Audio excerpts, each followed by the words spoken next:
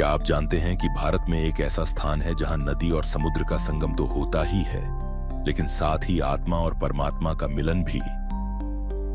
जहां गंगा, जो स्वर्ग से उतरी थीं, अपनी धरती की अंतिम यात्रा पूरी करती है और वहीं उन्हें सागर में समर्पित किया जाता है। इस पवित्र स्थान को हम गंगा सागर के नाम से जानते हैं। गंगा सागर पश्चिम बंगाल राज्य में सुंदरबन डेल्टा के समीप स्थित है, जहां गंगा नदी बंगाल की खाड़ी से मिलती है। यह स्थान केवल भौगोलिक संगम नहीं है, बल्कि एक दिव्य तीर्थ है, जहां मान्यता है कि गंगा का जल मृत आत्माओं को मोक्ष प्रदान करता है। हर साल मकर संक्रांति के दिन लाखों श्रद्धालु यहां एक डुबकी लगाते हैं, क्योंकि माना जाता है सारे तीर्थ बार बार, गंगा सागर एक बार। पर क्या यह बस एक नदी का सागर से मिलन है, या इसके पीछे छुपा है कोई ऐसा रहस्य जो जन्मों के बंधन काट सकता है? इस वीडियो में हम जानेंगे गंगा सागर का ऐतिहासिक और पौराणिक महत्व, कपिल मुनि का योगदान, वो श्राप जिसने राजा सगर के पुत्रों को भस्म कर दिया, और कैसे मां गंगा ने मृत आत्माओं को मोक्ष दिया। आइए शुरू करते हैं इस पावन स्थल के रहस्यमय अध्याय की खोज। बहुत समय पहले अयोध्या के प्रतापी राजा सगर ने अपनी साम्राज्य की सीमाओं को घोषित करने के लिए एक अश्वमेध यज्ञ का आयोजन किया। इस यज्ञ की प्रक्रिया यह होती थी कि एक विशेष घोड़े को छोड़ा जाता, जो जहां जहां बिना किसी विरोध के जाता, वहां की भूमि उस राजा के अधीन मानी जाती। राजा सगर ने अपने यज्ञ अश्व को छोड़ दिया और घोड़ा नगर नगर, राज्य राज्य होते हुए आगे बढ़ता गया। लेकिन देवताओं के राजा इंद्र इससे भयभीत हो उठे। उन्हें लगा कि यदि सगर सफल हो गया तो उसकी कीर्ति और प्रभुता स्वर्ग से भी ऊपर हो जाएगी। इंद्र ने चुपचाप वह यज्ञ अश्व चुरा लिया और उसे गुप्त रूप से ले जाकर कपिल मुनि के आश्रम में बांध दिया। कपिल मुनि एक सिद्ध योगी और महान तपस्वी थे, जो गहन ध्यान में लीन रहते थे। उन्होंने न तो घोड़े को देखा, न ही कोई प्रतिक्रिया दी, क्योंकि उनके लिए सांसारिक घटनाएं गौण थीं। जब यज्ञ अश्व वापस नहीं लौटा तो राजा सगर ने अपने 60,000 पुत्रों को आदेश दिया कि वे उस घोड़े की खोज करें। वे सारे पुत्र घोड़े की खोज में पृथ्वी को खंगालते हुए कपिल मुनि के आश्रम तक पहुंच गए। तो उन्होंने वहां यज्ञ अश्व को बंधा हुआ पाया। उन्हें लगा कि इस घोड़े को कपिल मुनि ने चुराया है। क्रोध और अहंकार में भरे उन राजपुत्रों ने ना तो किसी से पूछा, ना ही किसी विवेक का प्रयोग किया। वे सीधे कपिल मुनि पर आरोप लगाने लगे। उन्होंने मुनि को नीचा दिखाने की कोशिश की और उनका तप भंग कर दिया। पर वे नहीं जानते थे कि कपिल मुनि कोई साधारण व्यक्ति नहीं थे। वे भगवान विष्णु के अंशावतार थे, जो पृथ्वी पर ज्ञान और तप के प्रतीक रूप में अवतरित हुए थे। ध्यान में डूबे कपिल मुनि ने जैसे ही अपनी आंखें खोलीं, उनका तेज इतना प्रचंड था कि 60,000 पुत्र उसी क्षण भस्म हो गए। ना कोई शस्त्र चला, ना कोई युद्ध हुआ, बस एक दृष्टि ने सब कुछ शांत कर दिया। यह कोई दंड नहीं था, यह उस अहंकार का परिणाम था जो विनाश को स्वयं आमंत्रित करता है। यह घटना न केवल सगर वंश के लिए एक त्रासदी थी, बल्कि यह भी सिद्ध हुई कि तप, ध्यान और संयम के सामने राजसी बल तुच्छ होता है। अब प्रश्न यह था, क्या उन आत्माओं को कभी मुक्ति मिलेगी?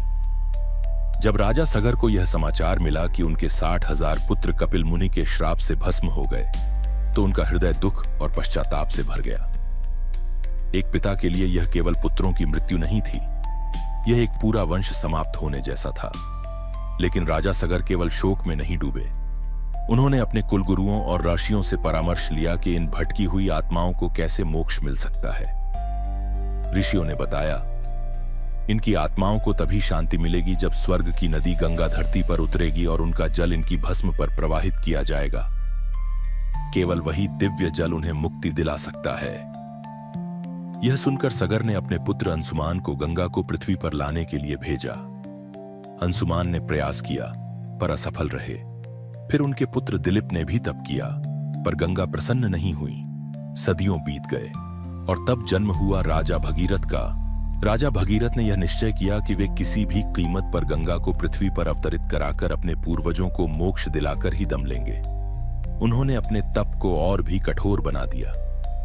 वर्षों तक उन्होंने हिमालय की गुफाओं में बैठकर भगवान शिव और भगवान विष्णु दोनों की तपस्या की। उन्होंने विष्णु से प्रार्थना की, क्योंकि गंगा देवी का मूल स्थान वैकुंठ था, जहां वे विष्णुपदी के रूप में बहती थीं, श्री हरि के चरणों से उत्पन्न हुई थीं। भगवान विष्णु ने उनकी भक्ति से प्रसन्न होकर गंगा को धरती पर उतरने की अनुमति दे दी। गंगा देवी ने यह स्वीकार तो कर लिया, लेकिन साथ ही एक अभिमान भी व्यक्त किया। उन्होंने कहा, मैं तो स्वर्ग की शुद्धतम नदी हूं, पृथ्वी पर जाने का क्या प्रयोजन? वहां के पाप और अशुद्धियां मेरे जल को दूषित कर देंगी, मैं क्यों जाऊं?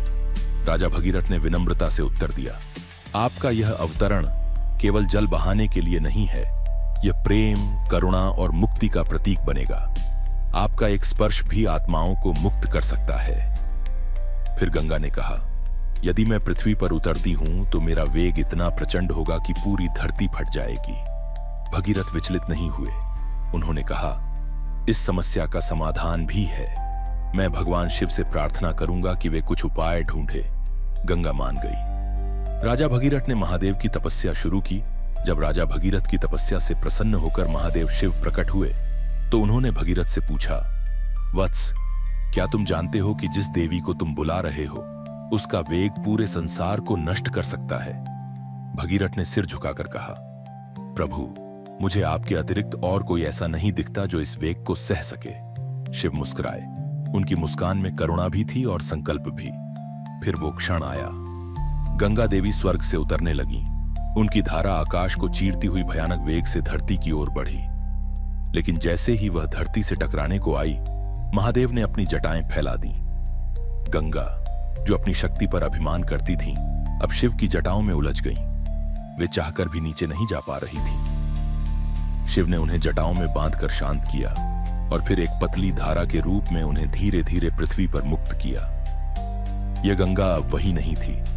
अब वह अभिमान से शुद्ध, करुणा से पूर्ण और मोक्षदायिनी बन चुकी थी। इस प्रकार गंगा का धरती पर आगमन हुआ और भगीरथ के साथ उनकी यात्रा आरंभ हुई। अब वो क्षण आने वाला था जब गंगा अपने मोक्षदायिनी रूप में राजा सगर के पुत्रों की आत्मा को छुएंगी। राजा भगीरथ, जो वर्षों की तपस्या के बाद इस क्षण की प्रतीक्षा कर रहे थे, उन्होंने शंख बजाया।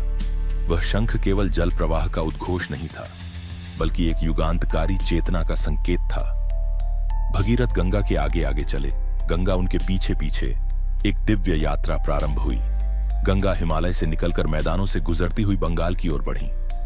सभी स्थान जहां से वे गुजरी वो आज भी तीर्थ स्थल माने जाते हैं।